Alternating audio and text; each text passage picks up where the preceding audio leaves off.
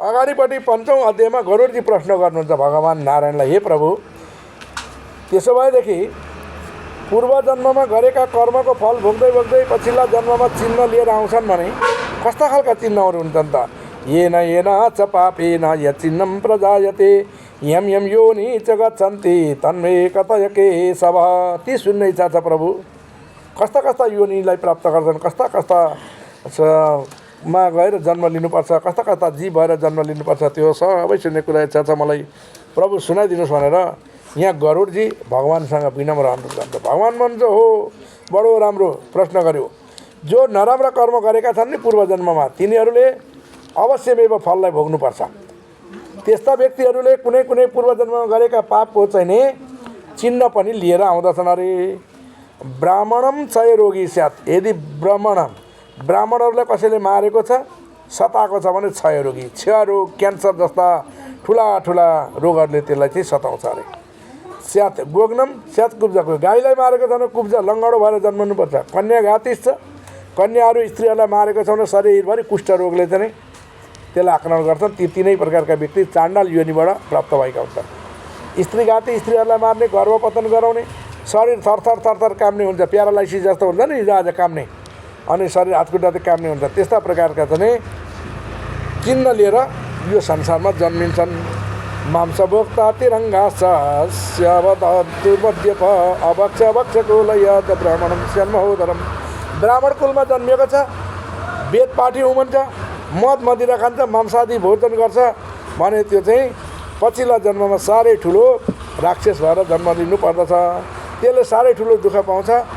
ठुला ठुला पेट भएका हुन्छ अरे। डर लाग्दा नि सबैलाई भन्यो पूर्वजना त्यस्ता गरेका छ भने जे पाए त्यही खाने व्यक्तिहरू पनि त्यस्ता हुन्छन् अरे। अनि अर्कालाई नदिकन लुकाएर मिठा चिज एक्लै खायो भने त्यो गलगाँड, घाँटीमा चाहिँ विभिन्न प्रकारको समस्या हुन्छ, खानै नहुने हुन्छ त्यसलाई। त्यस्तो प्रकारको दुःख। श्राद्धमा अशुद्ध अन्न चलाउनु हुँदैन। हामी श्राद्ध गर्दाखेरि अशुद्ध अन्न प्रायः चलाउँछौँ, धेरैकामा त्यस्तो छ। अब कोही अतिथि आए, त्यही बयमबाट लगेर 1 चम्ची भातमा घिउ हालिदियो, अनि उता भुटुनमा पनि त्यही हाल्यो, अनि सिधाका टपरा अनि त्यही घिउ लगाएर राखिदियो। त्यो गर्नु हुँदैन। श्राद्धमा चलाइसकेपछि रह्यो भने खान मिल्छ, तर चलाइसकेको एकखेप प्रयोग गरिसकेपछि त्यो भलै चाटेको नहोस् तर त्यो प्रयोग गरिसकेपछि जुठो हुन्छ। त्यस कारणले अशुद्ध चिजहरू चलाउनु हुँदैन श्राद्धमा, होइन। जस्तो श्राद्धको लागि भन्दा हामीले केरा किनेर ल्यायौँ, बाटैमा बाँड्दै आयौँ, अब त्यो श्राद्धमा नचढाइकन चाहिँ पितृलाई नचढाइकन खाइयो भने त्यो पनि जुठो भयो। श्राद्ध गरिसक्नुभन्दा अगाडि नै श्राद्धका लागि भनेर पकाइएको वस्तुहरू खाइयो भने त्यो जुठो हुन्छ, श्राद्धमा चल्दैन। त्यस कारणले पितृलाई नचढाइकन खानु हुँदैन। त्यही भएर श्राद्धको दिन आज खानु हुँदैन भन्छौँ नि हामी। ती कुराहरू कसैलाई केही दिनु हुँदैन, दियो भने अशुद्ध हुन्छ। श्राद्धे नस्पस्तम दत्वा चित्रकुष्ठी प्रजायते। चित्रकुष्ठी भनेका शरीरमा विभिन्न प्रकारका दागहरू देख्यो। अहिले त एउटा सेतो खालको दुबी भन्छ नि, बिस्तारै बिस्तारै शरीर खुलिँदै अमेरिकन जस्तो भन्छन् मान्छे, हो त्यस्ता। चित्रकुष्ठी भनेको हो त्यस्ता प्रकारका ती रोगहरूले आक्रमण गर्छ अरे है शरीरलाई। अशुद्ध अन्न चढाउनु हुँदैन। अनि गुरुहरूसँग निन्दा गर्नु, गुरुसँग डिस्कस गर्नु हुँदैन, गुरुको निन्दा गर्नु हुँदैन। निन्दाको वेद शास्त्रमा वेदहरूको निन्दा गर्छ भने त पाण्डु रोगी शरीर थरथर थरथर काम्ने हुन्छ अरे।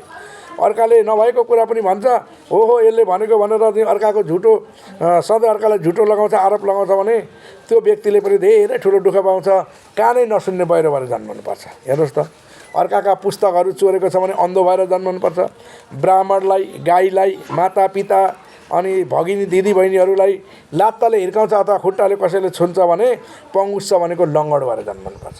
हिजोआज त आमालाई चाहिँ खुट्टाले लागिहाल्यो भने काहीँ ढाडमा लगाउने यसो हात राख अनि ढोगो हिँडो, त्यस्तो पो चल्छ त। पहिला त निहुरेर खुट्टैमा ढोग्नु पर्थ्यो, साष्टाङ्ग दण्ड, होइन। अब हिजोआज त्यो जमाना गयो।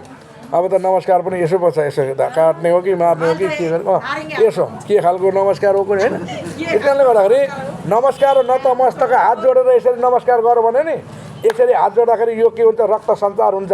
अनि यी हातका नसाहरू चाहिँ तपाईँको मस्तिष्कसम्म सञ्चालन भएका हुन्छन्, शरीरमा रोगहरू पनि लाग्दैन। यसरी ताली पड्काउनु बिहान उठेर भन्छ, होइन। हिजोआज योगामा सिकाउँछ नि ताली पड्काउन। किन सिकाएको भन्दा हामीले नमस्कार गर्न पर्छ। दिनमा चाहिँ 100 खेप नमस्कार गर्ने भने ताली पड्काउनै पर्दैन, हो। त्यस कारणले गर्दाखेरि नमस्कार गर्नु अरे आफूले मान्नेहरूलाई। यदि मान्यजनहरूलाई चाहिँ त्यसरी लात्ताले हिर्काइयो भनेदेखि त्यो चाहिँ लङ्गडो भएर जन्मनुपर्छ, है त। गरेर त स्यान्जन मट्टो खलबाटो।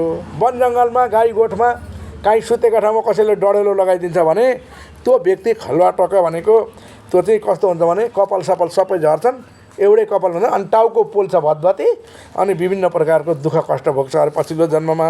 त्यस्ता हुन्छ अरे। हेर्नुहोस्, नराम्रा कर्महरू गर्नु हुँदैन, अन्न चोरेर कसैको खानु हुँदैन, स्याल हुन्छ।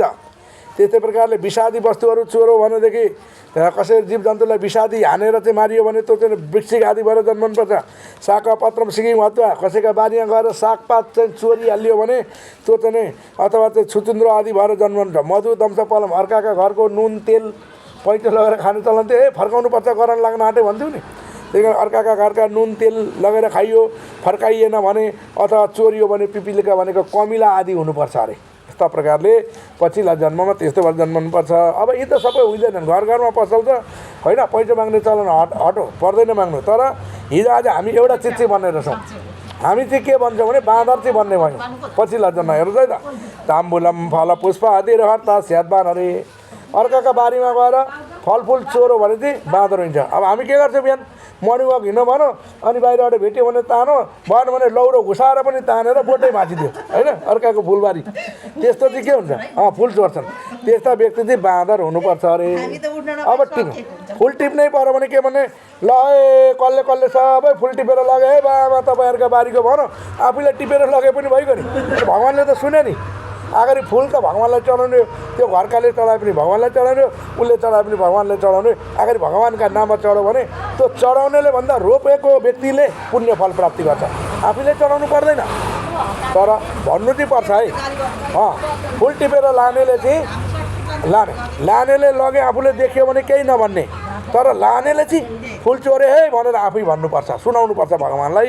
नभएदेखि ताम्बुल फल पुष्प आदि हर्ता स्याद बाँदर हो भने जङ्गलको बाँदर भएर जन्माउनु पर्दछ। हेर्नुहोस् त कस्तो छ यो मृत्यु विष पानी न, कोही विषपान गरेर मर्छ अथवा कसैलाई विषपान गराएर मर्छ भने त्यो चाहिँ ठुलो निरञ्जन वनमा चाहिँ अजिङ्गर आदि गरेका ठुला सर्प भएर मर्नुपर्छ।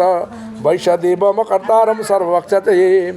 अनि भगवान्को पूजा गर्दैन, पितृहरूको पूजा गर्दैन, तर्पण मार्जन कर्म गर्दैन होइन, पितृलाई नचढाइकन खान्छ, भगवान्लाई नचढाइकन बनेको प्रसादहरू यसो पितृका नाममा नचढाइकन भगवान्का नाममा पर नसारिकन आफै खान्छ भने सर्वभक्ष चेतोजी त त्यो चाहिँ पछि गएर सर्वभक्ष जेसुकै खाने भएर चाहिँ त्यस्ता भएर जन्मनुपर्छ अरे। व्याघ्र भनेको बाघ जस्तो हुनुपर्छ अरे। गायत्री मन्त्र नजप्ने, सन्ध्या उपसन्ध्या नगर्ने चाहिँ त्यो व्यक्ति चाहिँ कस्तो हुन्छ अरे भन्दाखेरि बक भनेको बकुल्लो भएर जन्मनुपर्छ। त्यत्रो दुःख कष्ट गरेर खर्च गरेर बाबुबाजेले चाहिँ व्रतबन्ध आदि गरेर चाहिँ जनै लगाइदिएको छ। त्यो जनै कसरी लगाउने, जनै लगाएपछि त्यसको तन्त्र मन्त्र कता गर्ने, के गर्ने, कति सिका छन्, के छन् भन्ने कुरा त होइन, गिफ्ट के आयो त्यतातिर ध्यान हुन्छ मान्छे होइन। ऊ अस्ति कहाँ बिहेमा चाहिँ खाम खोलेर हेर्दै थियो, बेला बेली एउटा खाममा 5-5 रुपियाँ दिएको रहेछ क्या। अनि त्यो बिहेको भोजमा चाहिँ नि 1100 रुपियाँ थियो अरे एक थालको प्लेटको, जम्मा दिएछन् 5 रुपियाँ। हेर्नुहोस् त भनेपछि हो त्यस्तो पनि हुन्छ। त्यस कारणले ती कर्महरू गर्नु हुँदैन है, मन्त्र जप्नुपर्छ। यहाँ के भन्छ भने व्रतबन्ध गरिसकेपछि मन्त्र जप्नुपर्छ, गायत्री मन्त्र जप्नुपर्छ सधैँ। तर हामीले त व्रतबन्ध जनै त त्यो व्रतबन्धका दिन मात्रै भन्यौँ, अब भोलि छैन जनै, कर्म छोड्यौँ, कर्म छोड्नु हुँदैन, कर्म बिग्रिन्छ। धर्म बिग्रियो भने कर्म बिग्रिन्छ, कर्म बिग्रियो भने व्यवहार बिग्रिन्छ, व्यवहार बिग्रियो भने परिवार बिग्रिन्छ, परिवार बिग्रियो भने नराम्रा दशा लाग्छन्। अनि भएको सबै सकिँदै जान्छ, सन्तान परम्परा सबै लोप हुन्छ। हेर्नुहोस् त त्यस्तो प्रकारको हुन्छ। यस कारणले यी विचार गर्नुपर्छ हामीले। मित्र सुदम दिजे दान मद तम जमुको भए तम, मित्रहरूसँग झगडा गर्नु पनि हुँदैन। त्यो चाहिँ जम्बुका भनेको सियाल जस्तो भालु जस्तो भएर जन्मनुपर्छ। मातृ पितृ गुरुदेशी, आमा बुवासँग झगडा गर्ने, पिता गुरुहरूसँग झगडा गर्ने, भगिनी भाइहरूसँग दिदीबहिनीहरूसँग वैरभाव राख्छ भने त्यसका पहिलो नम्बर त सन्तान हुँदैन। भयो भने पनि सन्तान गर्भमै सकिन्छन्, जन्मिहाल्यो भने पनि ती सानैमा उमेरमै सकिँदै जान्छन् अनि निसन्तान भएर रहनुपर्छ अरे झगडा गर्ने। त्यसरी झगडा गर्नु हुँदैन कहिल्यै पनि। यी कुराहरू नारीहरूलाई थिचोपिचो गर्नु हुँदैन, हेप्नु हुँदैन, सधैँ कलह गर्नु हुँदैन। त्यस्तो गरियो भने चाहिँ त्यो जुका भएर जन्मनुपर्छ। अब नारीहरूले पनि यताको कुरा उताको लगाएर, उताको कुरा उता लगाएर गऱ्यो भने त्यो चाहिँ दुईतिर टाँसिने हुन्छ नि, जुका हो त्यस्ता भएर जन्मन्छ। दुई जिब्रे सर्प भएर सोपतिम च परितेज परपुम सानुगामिनी होइन। त्यस्ता प्रकारले हिजो आज त्यस्तो छ नि, आफ्ना पतिलाई छोडो अनि परपुरुषका साथमा हिँडो, अथवा पत्नीलाई घरमा छोडो परपत्नीका साथमा हिँडो, अनि झगडा गरौँ, अलिक दिनदेखि डिभोर्स भयो के भयो दुनियाँभरका हुन्छन् नि, त्यस्ता व्यक्तिहरूले पनि यही जन्ममा पनि दुःख पाउँछन्, पर जन्ममा पनि दुःख पाउँछन्। तिनीहरू चाहिँ भालु भएर जन्मनुपर्छ अर्को जन्ममा, होइन? नराम्रो भएर यक्ष योनि आफ्नै गोत्रमा बिहे गरे भने, कहिले कहिले हिजो आज आफ्ना गोत्रमा बिहे गर्न थाले, स्वगोत्री आफ्ना गोत्रमा विवाह आदि कर्म गर्नु हुँदैन, गोत्रहरूमा दान दिने लिने कर्महरू गर्नु हुँदैन। यदि त्यस्तो गरियो भने दिने लिने दुवै रिक्ष योनि से जाए भने भालुको योनिमा गएर जन्म लिनुपर्छ है। यी कुराहरूलाई विचार गर्नुपर्छ। मृत्यु भएका व्यक्तिका घरमा 11औं दिनको अन्न खानु हुँदैन। 11 दिनका दिन त्यो घरको अन्न खानु हुँदैन। असविधायते कुकुर हुन्छ। अब अरू दिन खाँदा केही पनि हुँदैन। अब कोही कोही मान्दैन। अब हिजो आज फलफुलहरू बाहिरबाट आएको हुन्छ, बाहिर राखेको हुन्छ, तर त्यो पनि खाँदैन कतिपय होइन। तर त्यसमा दोष छैन, त्यो फलफुलहरूमा दोष छैन, खाँदा हुन्छ। तर कहिले चाहिँ खानु हुँदैन? 11औं दिनका दिन त्यो घरको अन्न खानु हुँदैन। किन हुँदैन भन्दाखेरि त्यो प्रेत आत्माले जो दिवंगत छ त्यसले चाहिँ के हुन्छ, उसले बनाएका अचार, उसले बनाएका चाहिँ सागसब्जी, उसले बनाएका चामलहरू कुटेर पिसाएर अथवा चाहिँ बनाएर केलाएर निफन्न राखेका, यी मैले बनाएका भनेर त्यो 11 दिनको त्यसको दिनको चाहिँ छाया पर्छ अरे क्या। अनि त्यो प्रेतले आएर सबै छाम्छ अरे 11 दिनका दिन, अनि खानु हुँदैन। असविधायते त्यस्तो भयो भने चाहिँ कुकुर जस्तो हुन्छ अरे क्या। घर घर घर घर घर घर कुद्दै हिँड्दैन नि, जहाँ पायो त्यही खाने, त्यस्तो हुन्छ अरे। 11 दिनका दिन नखानु। अनि ब्राह्मणहरूको सम्पत्ति चोर्नु हुँदैन, मन्दिरको सम्पत्ति चोरेर खानु हुँदैन। महापातकी भएर जाइन्छ तिनीहरू। हव्य कव्य आदि कर्म नगर्ने व्यक्तिहरू साह्रै ठुला ठुला रोगी भएर जान्छन्। नराम्रा नराम्रा कर्महरू गर्नु हुँदैन, तिनीहरूले दुःख पाउँछन् अरे। यस्ता प्रकारका हामीले पापजन्य कर्म, यो त एउटा नियम हो, संविधान हो हामीलाई बाँधेको। हामीले चाहिँ नराम्रा कर्म नगरौँ है, नराम्रा कुराहरूपट्टि नलागौँ भनेर चाहिँ गरेको। ब्रह्म कर्म त्याग्नु हुँदैन। हामी ब्राह्मण कुलमा जन्मेका व्यक्तिले ब्रह्म आफ्नो के हो त कर्म, हामीलाई भगवान्ले यहाँ के भनेर पठाउनु भएको छ, किन पठाउनु भयो, त्यतिकै पठाएको होइन नि। त्यही कारणले ब्रह्म कर्म त्याग्नु हुँदैन है भनेर चाहिँ हामीलाई पठाउनु भयो। त्यस्ता कर्महरू गर्नु हुँदैन। आफैले दान दिएर आफै हरण गरिन्छ भने पनि 60 वर्ष सहस्त्राणी भनेको 60,000 वर्षसम्म चाहिँ विष्ठा भनेको फोहोरमा गएर बस्नुपर्छ अरे। यस्ता प्रकारका कर्महरू हुन्छन् अरे। एवं दुष्कर्मकर्तारो भुक्ता निर्यातनम जायन्ते पापपोषेण प्रत्यक्ष। यसरी दुष्कर्म गर्ने व्यक्तिहरू नराम्रा नराम्रा कष्ट भोग गर्दै गर्दै त्यसले गरेका पापका कारणले विभिन्न योनिहरूमा प्रवेश गर्दछन्। अनि कहिले चराचुरुङ्गी हुन्छन्, कहिले चाहिँ जीव जन्तु, कहिले चौपाया, कहिले चतुष्पाउ, कहिले 2 पाउ भएर यो संसारमा जन्मदै मर्दै जन्मदै मर्दै जन्मदै मर्दै भौतारिन्छन् अरे। गर्भादि मरणन्तम प्राप्त, गर्भमा रहेदेखि अनि जन्मेर मरण पर्यन्तसम्म चाहिँ यिनीहरूले दुःख प्राप्त गर्छन्। प्राप्यम दुःखम रे पुनः, दुःख कष्ट भोग्दै भोग्दै फेरि मृत्युलाई प्राप्त गर्दछन्। अनि संसारमा फेरि जन्मन्छन्, फेरि मर्छन्। अनि त्यसका लागि हामीले कर्म गर्नुपर्छ। अदत्त दानम च भवेत् दरिद्रो दरिद्र भाव च करोति पापम पाप प्रभावम नरकम प्रयाति पुनः दरिद्र पुनरेव पापी। अब हामी मनुष्य जीवन प्राप्त गऱ्यौँ, सबैभन्दा उत्तम प्राणी भएर आयौँ। यस कारणले गर्दा हामीसँग धन सम्पत्ति छ। अब हामीले के गर्नुपर्छ भन्दाखेरि त्यसको सही सदुपयोग गर्नुपर्छ, दान गर्नुपर्छ, पुण्य गर्नुपर्छ। ठाउँ ठाउँमा पार्टी पौवा बनाइदिनुपर्छ, पँधेरा बनाउनुपर्छ, बाटो बनाउनुपर्छ, विद्यालय बनाउनुपर्छ। गरिब दुखी अनाथहरूका लागि त्यो खर्च गरिदिनुपर्छ। औषधि उपचार गर्न नपाएका, खान नपाएका छन् भने तिनीहरूका लागि हामीले सेवामा लगाइदिनुपर्छ। हामीसँग प्रशस्त छ भने, होइन? अब छँदै छैन भने त के गर्ने, त्यस्तो पनि छ। तर छ भने अदत्त दानम छ, तर दान गर्न सकिएन, पुण्य गर्न सकिएन भने के हुन्छ त? फेरि हुँदाहुँदै पनि गरिएन भने दरिद्र हुन्छ।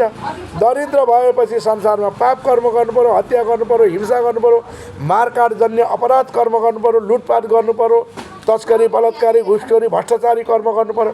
अनि यी कर्मको परिणाम फल चाहिँ के हुन्छ त भन्दाखेरि दुःख कष्ट भोग्दै भोग्दै फेरि अन्तिममा मरिन्छ। मरेपछि नरकमा परिन्छ। नरक भनेको दुःख हो। अनि त्यो दुःख भोग्दै भोग्दै फेरि यो संसारमा चराचुरुङ्गी जीव पशु पक्षी भएर जन्मनुपर्छ। अनि अदत्त दानम च भवेत् दरिद्र दरिद्र भावश्च करोति पापम, पाप कर्म गर्नु पर्यो। पापका प्रभावले के हुन्छ भन्दाखेरि फेरि नरकमा गइन्छ। अनि जन्मियो भने पनि दरिद्र पुनरेव पापी, पुनरेव दरिद्र पुनरेव पापी। पापी भयो, दरिद्र भयो, पापी भयो, दरिद्र भयो। यस्तै प्रकारले हाम्रो जीवन चल्छ। त्यस कारणले कर्म राम्रो गर्नुपर्छ। यो कुरा होइन जस्तो लाग्छ भने यहाँ सम्झाउनुहुन्छ गरुडजीलाई भगवान्। अवश्यमेव भुक्तव्यम कृतम कर्म शुभाशुभम नाभुक्तम क्षीयते कर्म कल्पकोटि शतैरपि। यसमा फरक छैन। अवश्यमै भोग्नुपर्छ। तपाईँले आगो मुखमा हाल्नुभयो भने तपाईँले आगोले पोल्छ पोल्दैन? बच्चाले आगो छोयो भने पनि पोल्छ, ठुलै मान्छेले छोयो भने पोल्छ। आगोको गुण त तातो होइन, अवश्यमै भोग्नुपर्छ। गरेका कर्मको फल त भोग्नै पर्छ।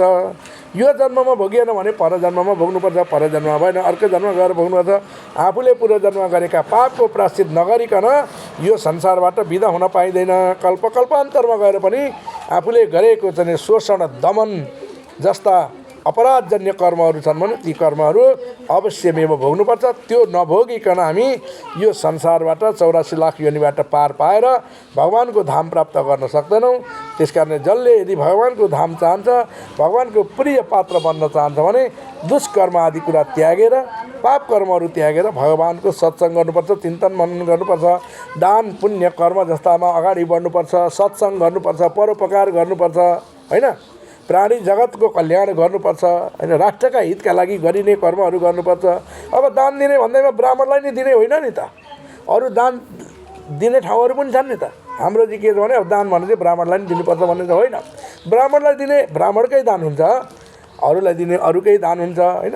विद्यालयका लागि पनि दिन सकिन्छ, बाटाका लागि पनि दिन सकिन्छ, अनाथका लागि पनि दिन्छ, वृद्धहरूका लागि पनि दिन सकिन्छ होइन, कोही नभएका टुराहरूका लागि पनि दिन सकिन्छ। दानको धेरै माध्यम छन् होइन, तर त्यो दिएको वस्तु प्रयोग हुन्छ कि हुँदैन हो त्यो कुराहरू चाहिँ विचार गर्नुपर्छ र सही ठाउँमा दान गर्नुपर्छ भनेर यहाँ सौनकादि ऋषिहरूलाई सुतजी महाराजले 5औं अध्यायका कथा प्रसङ्गहरू श्रवण गराउनुभयो। हामीले यी कथा प्रसङ्गले श्रवण गऱ्यौँ। अनादि निधन देव शङ्खचक्र गदाधर अक्षय पुण्डरीकाक्ष प्रेतमोक्ष प्रदो भव।